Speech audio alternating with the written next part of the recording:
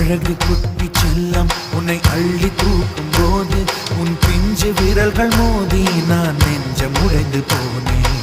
ஆளை கடத்தி போகும் உன் கண்ண குழியின் சிரிப்பில் விரும்பி மாட்டிக்கொண்டேன், நான் திரும்பி போக மாட்டேன்.